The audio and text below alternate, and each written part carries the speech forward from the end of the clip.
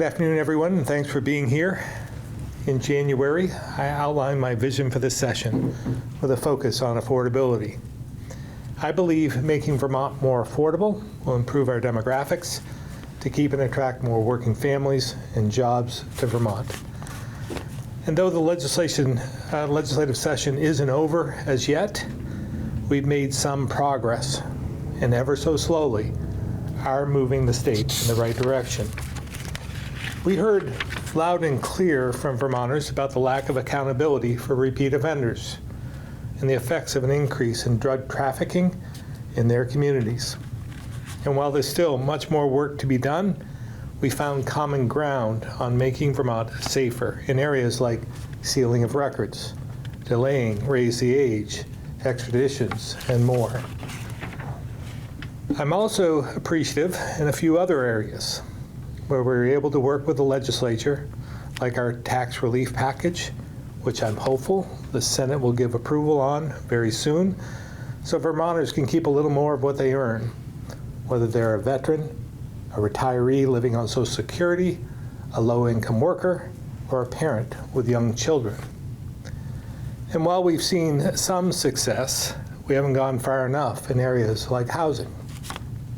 Over the years, you've heard me talk a lot about the housing crisis we face and the need for about 40,000 more homes over the next 5 years just to catch up.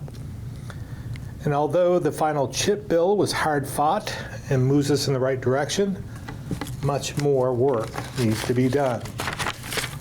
By failing to pass meaningful regulatory reform, we will continue to see housing costs rise because it's too slow and too expensive to build in Vermont. You can expect me to continue pushing for common sense regulatory reform in the second half of the legislative session, not just in housing, but in energy affordability as well. I also believe there's a path forward for education transformation that most agree is needed this session. And I appreciate the Speaker and Pro Tem's commitment to finding a bipartisan compromise for both the House and Senate. My team will continue to work with legislative leadership to get a bill across the finish line so our kids get a better education at a rate taxpayers can afford. So with that, I'll open up to questions. Have you or any members of your team had any conversations with anyone from the House and Senate about the education bill since Friday? Just one-offs with the Speaker's office, Pro Tem's office, and individually with some legislators just to see where they're at. So not substantive negotiations? No, not at this point. The plan is, as far as we've been able to understand, is that House and Senate conferees will resume their talks on June 12th. Do you have any concerns about the fact that they're... I have some concerns. I think the longer it's drawn out, the more opportunity for us to get to where we were before. I think it really does need some work on an ongoing basis right up until the end. I just don't want to see us get into a position where we ended up last Friday, where we were just at a standstill in some respects and getting sloppy in others, just trying to get a bill across the finish line. And we have some time now. I think we should take that time to get it right. And do you see yourself playing a role in making that happen? Well, we don't control the legislature. Obviously, it's their process, but we'll continue to be there and advocate for it and try and shepherd it along as best we can. What's the chance that nothing happens this year, that everybody walks away empty-handed?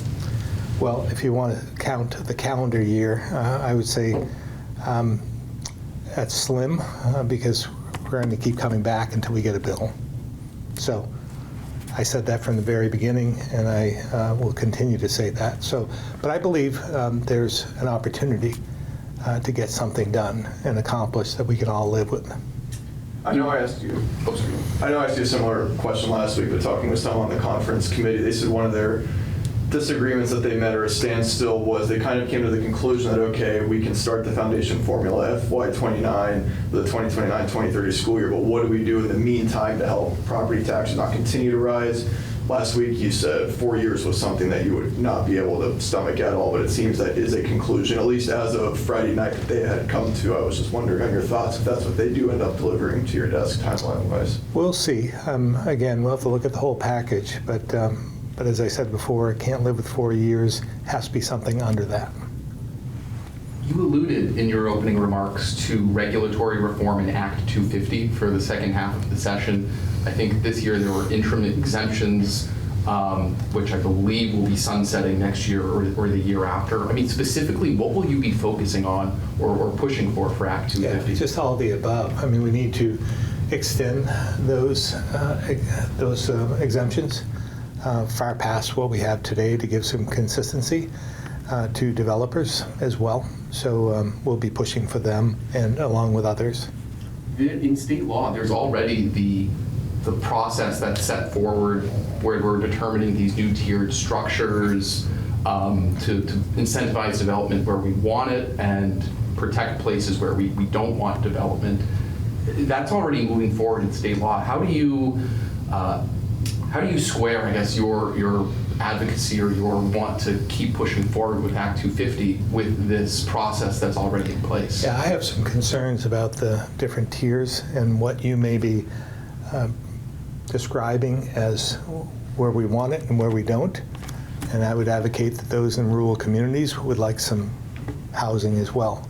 And I think there are some in more metropolitan areas that would say that's where we should have the housing. We should have it right where it is today, and let's leave the rural areas of the state more pristine and undeveloped.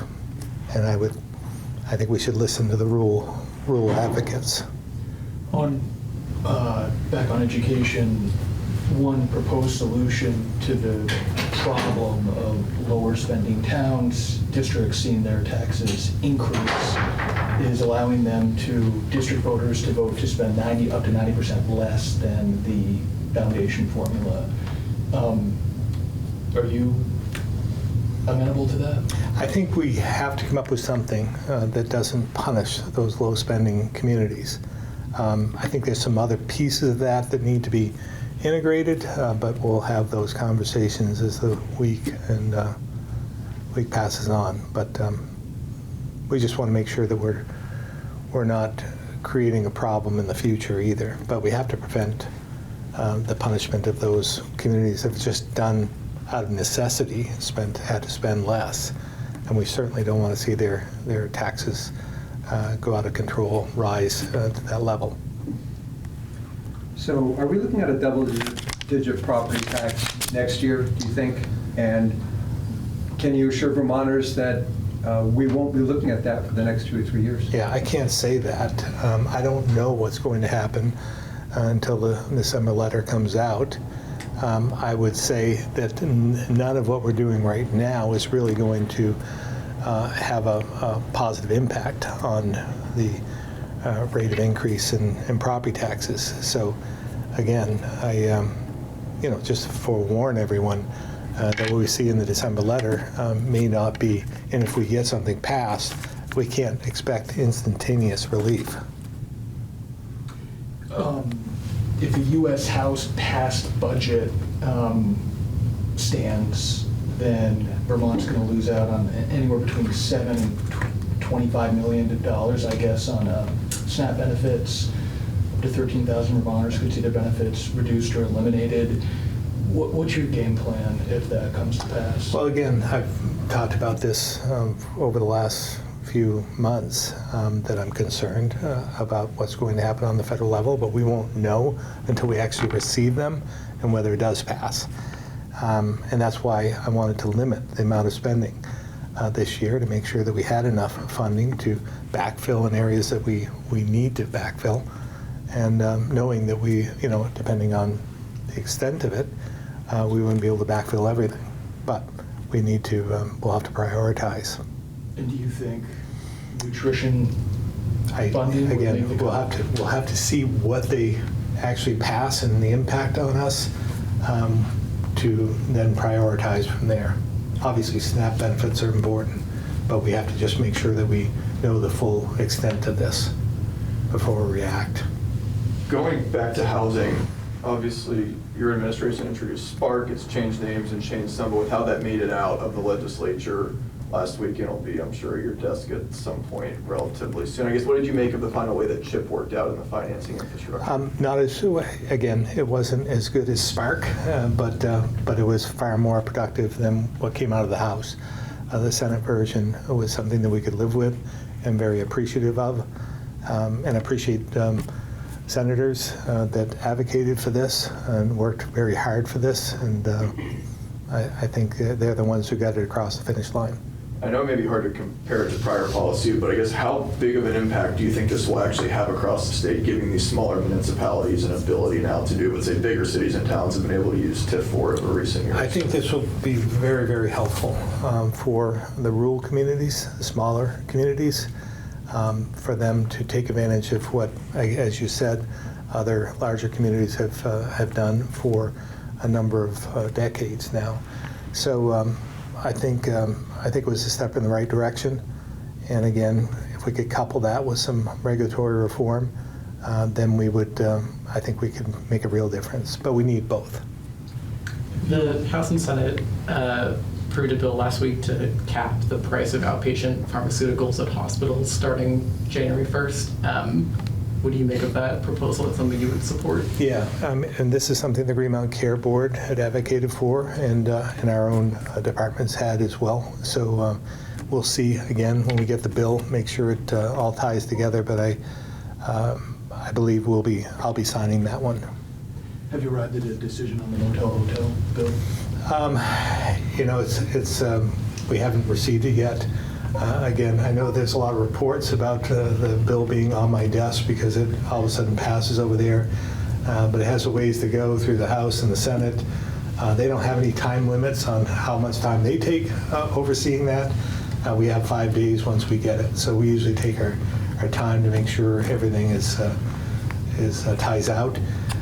But if I understand H91, I believe that's what it is. I'd said from the beginning that I wasn't willing to spend more than we are today. And it would appear, unless I'm missing something, that it spends about $7 million more. But again, we'll have to take a look at the bill and make sure that we're not doing more harm than good. There are some good pieces in the bill, and whether I sign it or not, I still think if I don't sign it, I think it's a good starting point for conversations next year. Oh, sorry. Speaking of funding, Kristi Noem, Secretary of Homeland Security, in fits and starts, has said that we're a sanctuary state and we're at risk of losing some funding. Has your administration had any discussions with Homeland Security or the White House on what that might mean? Yeah, there was a meeting yesterday. I wasn't able to attend it, but there was an online meeting of other governors with Secretary Noem. And again, the sanctuary state issue, I don't believe came up. We had, my chief of staff was on the call, but at the same time, we're not a sanctuary state. So we believe we are not impeding the federal government from doing anything with ICE, and we don't stand in their way. The feds seem to think you are. Yeah, I don't think their terminology is correct. Maybe if they took a look at what we're doing, they might come to the same conclusion. Did you ever have any more conversations, this is from a few weeks ago now during the session, with leadership in the legislature about renegotiating that MOU with Customs and Border Protection? There was the Pro Tem had a press conference about it, and there was this push to re-examine that relationship that allows them to use DOC facilities to house federal detainees. Is there anything come with that? We have not discussed that any further. I think those who are advocating for it have come to a different conclusion at this point. So we have not discussed it any further. On the side issue, the DMV bill contains a provision this year to clarify state statutes that private trails or trails that run through private land, that towns can maintain those. I think this is sparked by a lawsuit in Tunbridge, but this has rippling effects statewide. Are you familiar with this issue, and what are your thoughts on it? I'm somewhat familiar with the issue, and ancient roads is something that when I was in the Senate, we had to deal with that. And this is the gift that keeps on giving, I guess. And I believe there should be some clarification around that issue. I just want to make sure that we're not standing in between a lawsuit and trying to fix and predetermine a lawsuit. But I believe myself that municipalities have a role in protecting those right-of-ways. And by a lawsuit, just to clarify, you're sort of alluding to like landowner property rights. You know, I can do with what I want with my land versus the town telling me I have to have this trail in my backyard. Is that kind of what you're Well, alluding to? but these roads were there. And again, I don't want to get into all the details because I don't have all the details of the bill, haven't looked at it specifically or what was passed. But these are roads that were there before. They were municipally maintained and they owned them. So they were somewhat thrown up, but I believe they maintain the right to utilize them. So again, I think that's as basic as I can describe. But we'll take a look at the bill. Another slightly different issue, the Kids Code proposal passed out of the House and Senate. Have you had a chance to form thoughts on that, and would you Yeah, support that? I'm in favor of trying to protect kids from the social media. There is some concerns about First Amendment rights there, and so we want to make sure that we're at least aware of that. But it looks like they put in a delay in the time frame, which may allow for some of those lawsuits to work their way through the courts. And if it is indeed unconstitutional, that we could fix it in some respects.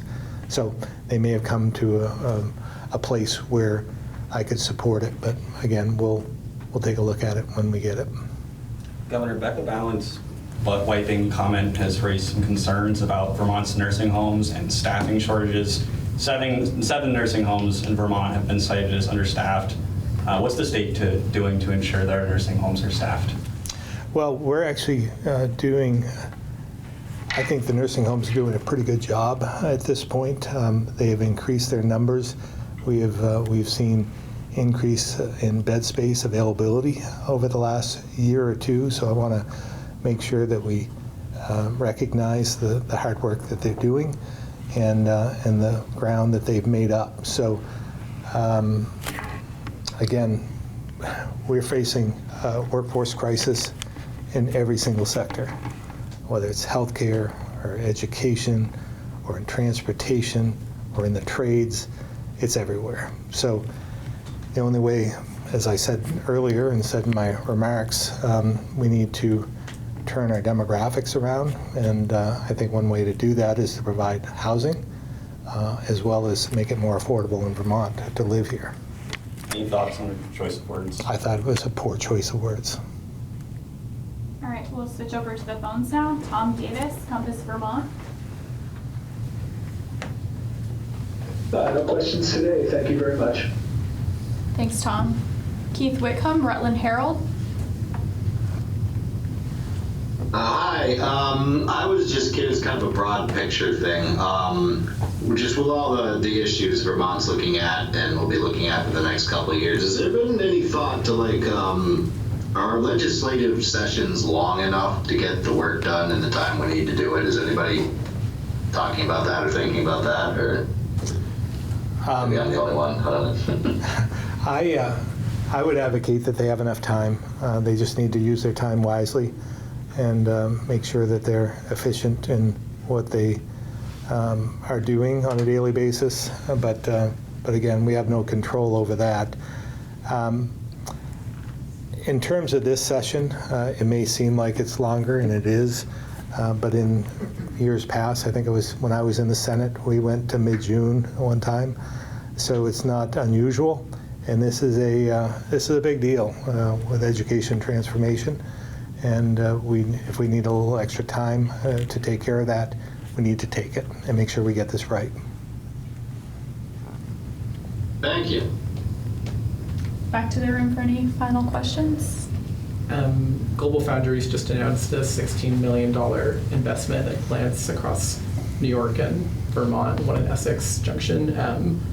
Your reaction to that, and then also, do you have any more specifics on how much of that money would go to the Essex Junction plant? Yeah, I don't know the distribution of that. It's really good news for us here in Vermont. I did speak with the former CEO yesterday. He's taken on a different position. I don't remember what that exactly is, but I had a conversation with him, so it is good news.